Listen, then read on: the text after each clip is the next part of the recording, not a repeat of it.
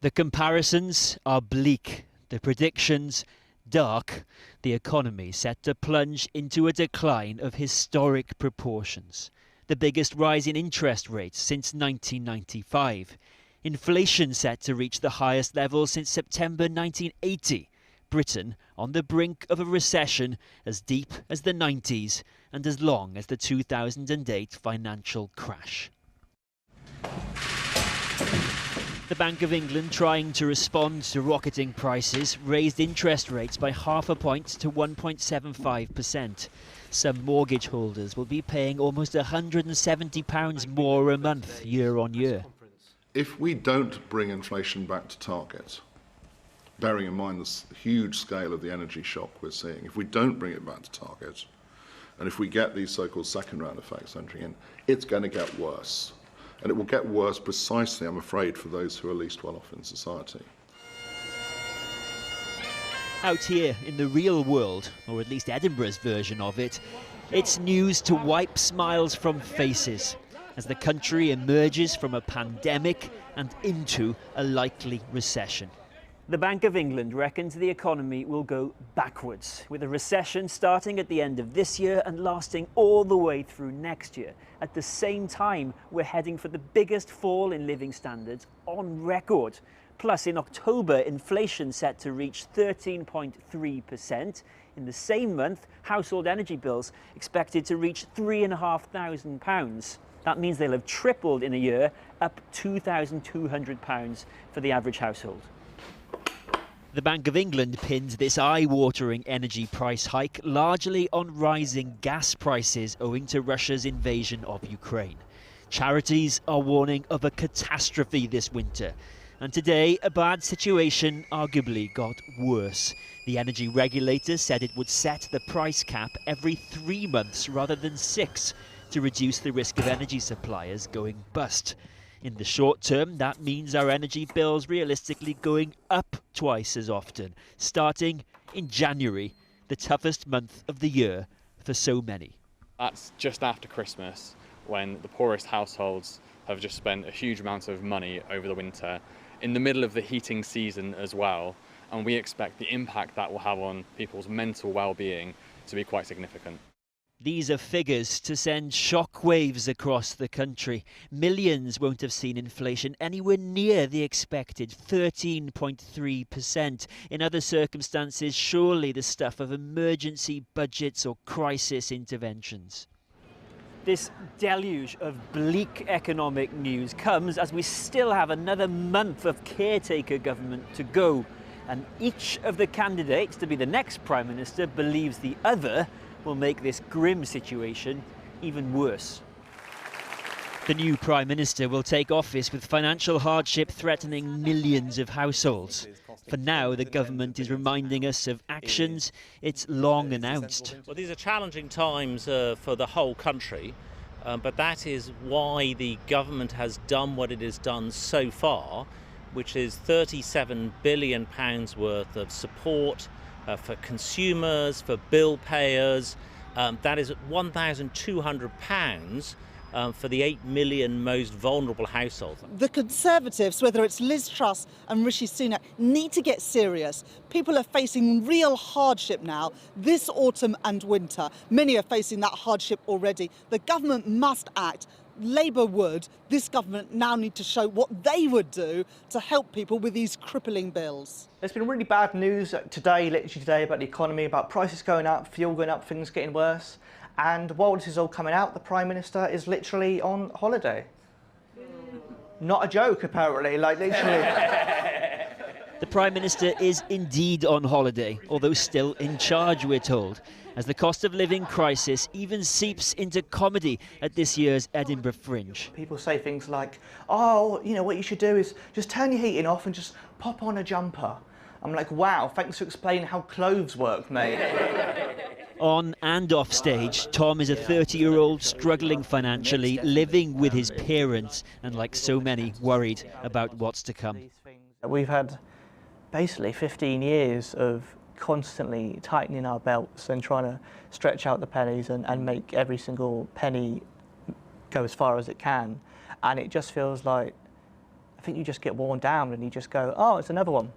Okay, I guess we have to try and survive this. In the meantime, the country must wait for Parliament to return for a new Prime Minister whose job just got way harder. Kieran Jenkins there. Well, the Bank of England has come under fire from politicians for failing to deal with inflation. And senior Conservative MPs have accused it of fairy tale forecasting. I put that to the bank's decision maker, its Governor Andrew Bailey, when I met him earlier today to talk about the impact of all of this on people already struggling with the cost of living crisis. Governor, can I just begin by asking you, you talk a lot, rightly, about people at the bottom who are struggling. Explain to them why you have raised interest rates today, potentially making things worse for them. It is very concerning that this inflation, any inflation, hurts those on low incomes hard, and this one particularly because it's concentrated in energy, food, and those on low income have a higher proportion of their consumption, obviously, on the essentials of life, for which those are the obvious cases. So why do we have to raise interest rates? It's a very good question. The answer is this, that the concern we have is that the inflation becomes embedded, becomes persistent in the system. We don't manage to get it down. And then we have to increase interest rates by more, and it will hurt the least well-off even more. And that's what worries me. We know you care about those people because you rightly raise them all the time, the people on the bottom who are hit hardest by inflation. But just to be clear, the millions of people who are currently struggling to buy enough food for their families, who are terrified of energy bills, raising interest rates will, in the short, maybe not that short term, make things worse for them, make things harder. I fully understand, and I get messages and emails and letters myself, and I fully understand this. There's nothing easy about this. I recognise that it's very hard. But we also have to take the view, if the inflation persists, then it gets worse. That and a prediction of a recession, and quite a long one as well. Yes. Is that now inevitable? Is there anything you can do to stop that from happening? Well, nothing's inevitable in that sense because it actually depends upon a lot of things that are going to happen around us. So, a big question again is obviously energy. Is what is going to happen over the next 6 months in terms of the supply. Are we being held hostage by Vladimir Putin? Well, I think these are very deliberate, in my view, I think these are very deliberate actions. They're having consequences that I suspect have been thought through.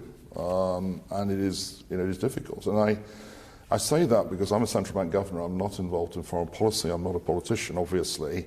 I don't say that in any sense to criticise the war in Ukraine. I think it's a much bigger issue there.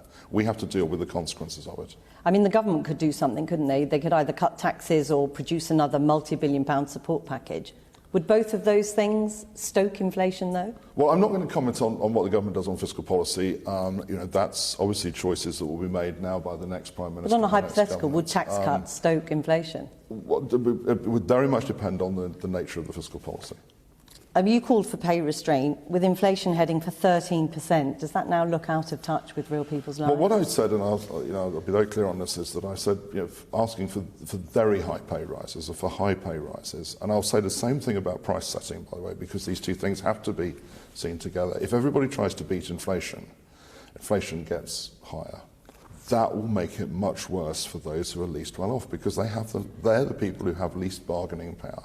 There is, of course, an inflation crisis, but do you accept that you, the bank, are now facing a credibility crisis? I think we're facing a situation where we have got to deal with this. We've got the tools. This is the biggest test of our framework. But senior Conservatives have accused you of being asleep at the wheel, fairy tale forecasting. They're essentially blaming you, in part at least, for not intervening quickly enough and dramatically enough. I don't think anybody could have been sitting here a year ago and said there's going to be a war in Ukraine.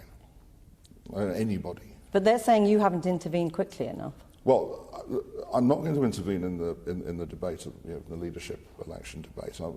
That's not for me to do. I do understand your desire to stay out of politics, but the politicians are not leaving you out of it, are they? Well, some of them are attacking you. Liz Truss, the woman most likely to become Prime Minister, wants radical reform of the bank's mandate. Is that fair enough, given that you failed quite significantly to reach the target of 2% inflation? Well, it's always important, when you use the target? word fail, it's always important to understand why has inflation got to where it's got to. And we've had a series of actually external shocks, huge external shocks happening. Do you worry about independence at the Bank of England at the moment? Is this the biggest test? You have the Attorney General this morning talking about different levels of independence. Can the Bank of England be a bit independent? Is that a bit like being a bit pregnant? What I would say, though, clearly is, and this is not just about the UK, it's about other countries, is that independent central banks, in respect of monetary policy and in respect of financial stability, have served, I think, very well.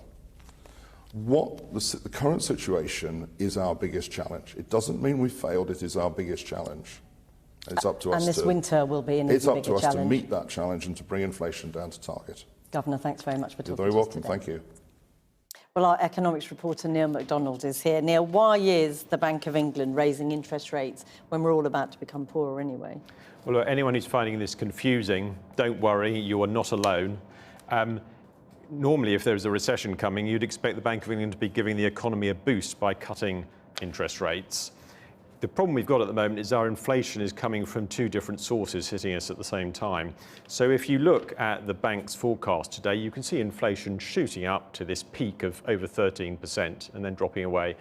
This is all driven by higher gas prices. This is what's going to undermine our living standards for the next 12 months. And it's this inflation which the bank thinks it can't really do much about by raising interest rates, because these prices are set on international markets. We can't really control them. They do think there's another sort of inflation out there, domestically generated. They think that companies are going around, they still can't find the workers they want. They're offering them higher wages to try and get them. They're trying to recover those high wages by putting their prices up. That's the sort of inflation the bank thinks it can control by putting up interest rates today. And what are the dangers with these forecasts? There's plenty of risks. Here's two of them. One, obviously, we're assuming that international gas prices start to stop going up in a few weeks' time. The evidence of recent months is that that may not be the case. I mean, given the fact that as winter comes on, the tension between Russia and Europe over gas supplies actually could intensify. Another question, of course, is how much domestically generated inflation is there really out there underneath that? Remember, the bank is now thinking there's going to be a long recession. They think the unemployment rate could go to the highest level for 10 years. In those circumstances, are workers really going to be asking for higher wages? Will companies really be willing to pay higher wages? So are we about to put up interest rates to control a problem that actually never materialised? And could the government be forced into another support package, for example? Well, let's start by looking at the size of the problem, because it is quite a problem. Now, the Bank of England was already expecting our real incomes to fall this year. I'm afraid that's slightly baked in. What we can show you here is what it thinks is going to happen next year to household incomes. It was expecting them to go up by 1%. It's now expecting them to fall by 2.25%. That's historically unprecedented.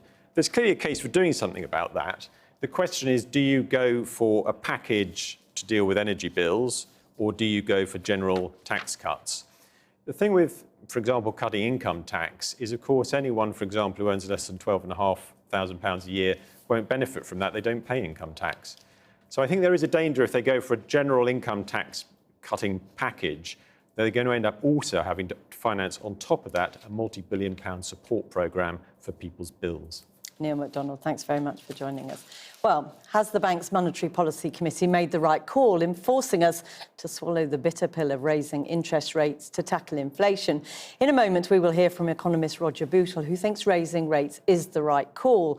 But first, let's speak to David Blanchflower, who used to sit on the Monetary Policy Committee, and he joins us from the United States.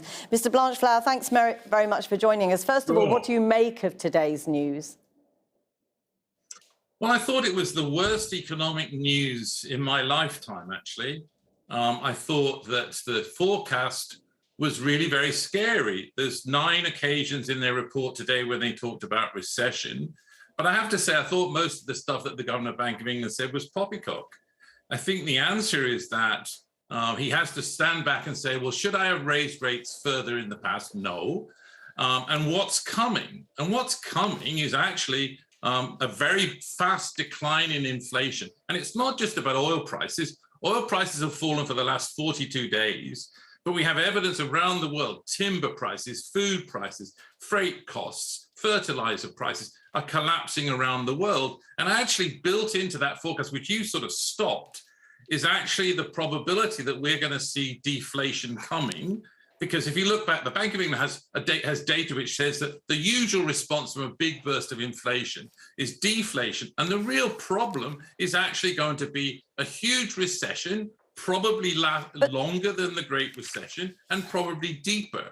And so they're going to have to, I think you're going to see a major U-turn later in the year. And unemployment hurts people much more than inflation that appears to be going away. Well, I mean, and I think the chance... Sorry, go on. Sorry to interrupt you. You say that essentially this is a sort of inflationary spike, which historically, you know, they burn themselves out. First of all, Yes. how confident can you be that that is the case? I mean, last year the prediction for inflation was 4%. Yeah. We're now looking at heading towards 13%. And also, people have to live out these inflationary spikes, as you call it, and that is extremely painful for people. Of course, you're right. Inflation is hurting people. The problem is that the alternative, which is unemployment, is much worse. And the governor of the Bank of England actually was right. The forecast assumed that this shock from the supply chain shock from the pandemic was going to go away. And he was right. We got hit by a European war.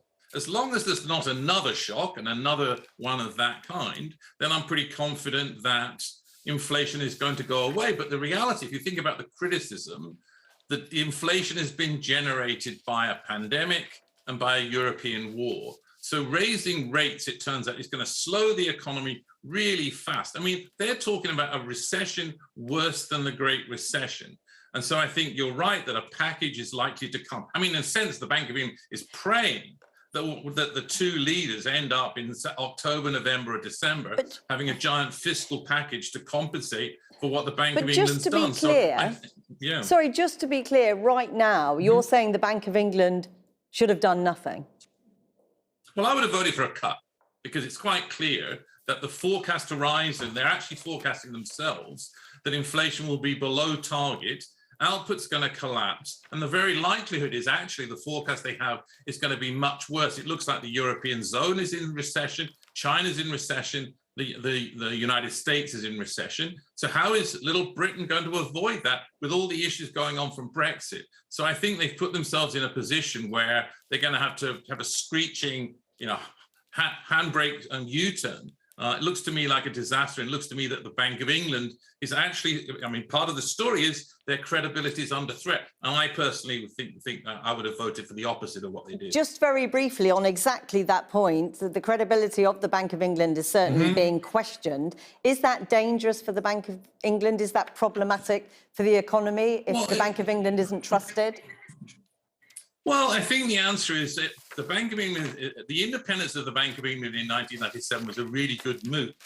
In a sense, the problem the governor of the Bank of England has is the credibility has actually been under threat because they missed the Great Recession. They didn't get that right. It certainly appears that groupthink was a major part of that. So obviously that credibility has brought it into question. I wouldn't move rapidly on changing things, but I certainly think that politicians are entitled to say, what did they do in the Great Recession? What did they do here? What could we have done that's better? I mean, the other thing is there are 9 members on that committee, and they all vote the same. They all live in London. They all vote the same. What about some diversity? David Blanchflower, I'm going to have to leave it there for now, but thank you very, very much for joining us. Roger Bootle, economists don't often agree. I'm assuming you'll agree that this is a really difficult day. Absolutely, an appalling day, and of course a very difficult position for the Bank of England to find itself in. I think for a long time after independence, the bank had things comparatively easy. I guess, well, they were due to get things really very, very difficult, and they've got it. Raising interest rates today, the right move, was it enough? Was it quick enough? I think it was the right move, and I fear there's more to come. The truth of the matter is, this is one of those positions where the bank really is stuck between a rock and a hard place.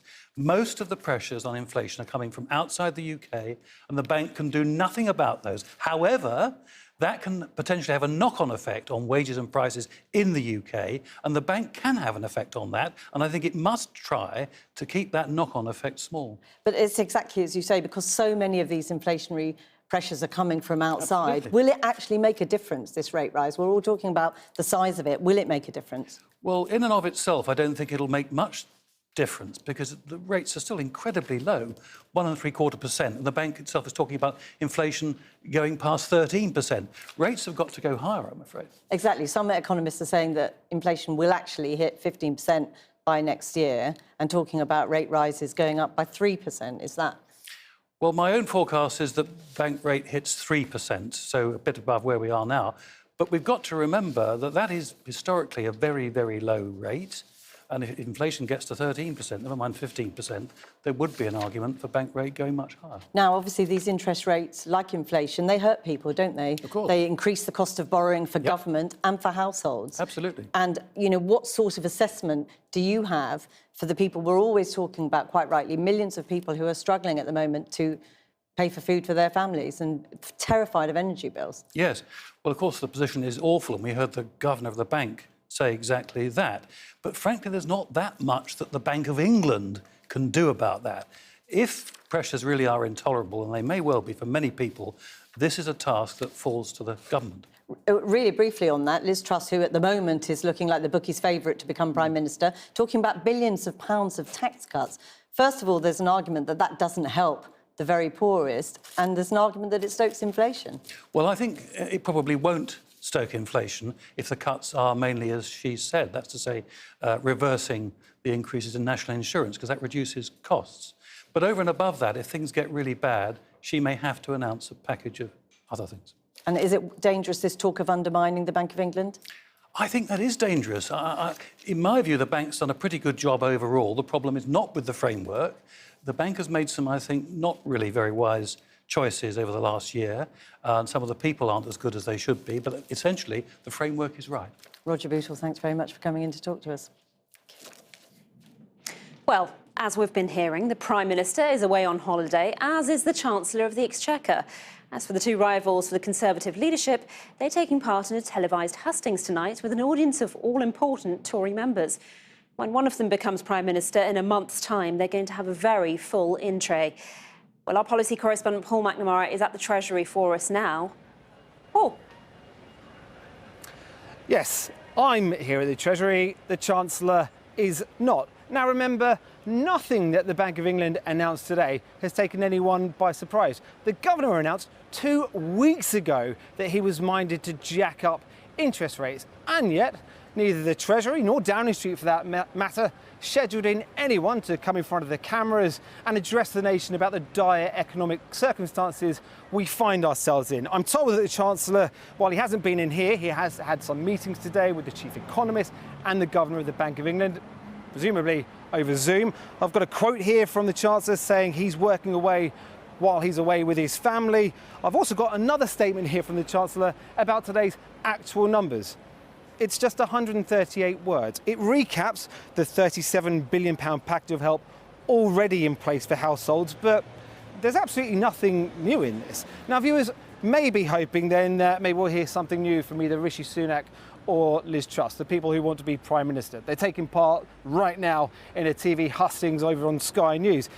It has to be said, so far in this campaign, neither has come up with concrete details about how they're going to help struggling families this winter.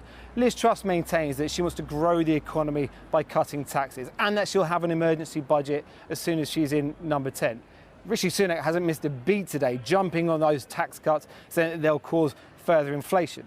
And while he has announced that he would temporarily scrap VAT on energy prices, there's nothing new from him. Now look, one former frontbencher made the point to me today, of course there will be help coming down the line. We're less than 2 years away from an election. It would be unthinkable to go into that with fresh memories of people freezing, so a magic money tree will be found. But as of right now, there's no concrete details from either camp about how millions of families will cope this winter. Thanks, Paul. Well, we were told no one from the Treasury was available to appear on the programme tonight. And we were also told that no one from Liz Truss's team was available to be interviewed. A little earlier, I spoke to Mel Stride, Conservative Chair of the Commons Treasury Select Committee. He's supporting Rishi Sunak. I asked him how concerned he is by today's news. It's very sobering because what they're saying is inflation is going to be higher than previously thought. peaking at over 13%. It's going to persist longer than previously thought. And of course, we're now heading into a prolonged period of recession. So huge challenges ahead.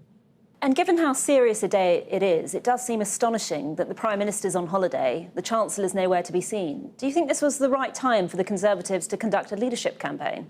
Well, I don't think when the leadership campaign started, anyone could have foreseen where various people would be at this particular moment in time. The leadership campaign, of course, has been triggered by the Prime Minister deciding to step down. What we need now is to find the right leader to take us through what is undoubtedly going to be a very challenging period. And from my point of view and my Conservative colleagues in Parliament, a leader who critically is going to win the next general election for the Conservative Party. And my belief is that that person is Rishi Sunak. This is the man who was Chancellor for the last 2 years. Isn't he in part responsible for the crisis that we now face? Most of the crisis has come to our door. It's not been of this country's making or any other country. And in fact, if you look across developed economies at the moment, they're all suffering from high inflation. They're all suffering from a slowdown in growth and economic difficulties. We couldn't control as a government what has happened to the price of oil and gas. We couldn't control the fact that there's been a COVID pandemic, or indeed a war that's broken out very sadly between Russia and the Ukraine. These are things that have come as external shocks. What matters is how the government actually handles these. And getting back to the leadership contest, I think the person that has shown the most grip at a time of crisis, particularly economic crisis, has been Rishi. Do you think that the debate within the Tory party is really meeting the moment? When you say the moment, I think it is very much about the moment, because the moment and the biggest challenge is inflation. It is the economy. It is the cost of living crisis. It's people struggling really hard and being really affected by this. And this is about something very big, which is about who is the person who is best placed to cope with those challenges and help those people that really need help. So I think this debate is enormously important. And I think it's really important that we have a thorough contest. I think it's important that we get to really look at these candidates, to really scrutinise them, put them under pressure and see which one is in the best position to deliver. And just to be very clear, would Mr Sunak maintain the independence of the Bank of England? Absolutely. There's no question about that. I've spoken to him about it. I've raised it in the House of Commons directly with him at the dispatch box, because it's vital that the independence of the Bank of England is maintained. It's not a good idea for politicians to start meddling in monetary policy. They tend to get carried away with it by the politics rather than the economics in those circumstances. And the second thing is that if there was an interference in the independence of the Bank of England, what would quickly follow would be a lack of confidence, a loss of confidence in the markets, which would be very unhelpful. So he will, I know this, absolutely stand by the independence of the Bank of England.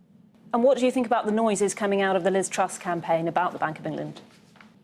I think it depends what Liz means. I mean, she's talked about revisiting the Bank of England's mandate. Now, that could be around the kind of objectives that the Bank of England has. Should it have secondary objectives around long-term economic growth, for example, or financial inclusion, or whatever it may be? And I think there's a debate to be had around that.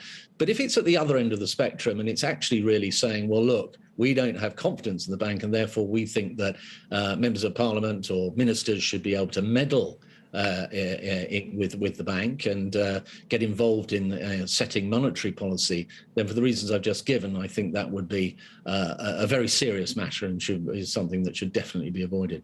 Mel Stride, thank you very much for talking to us. Thank you very much.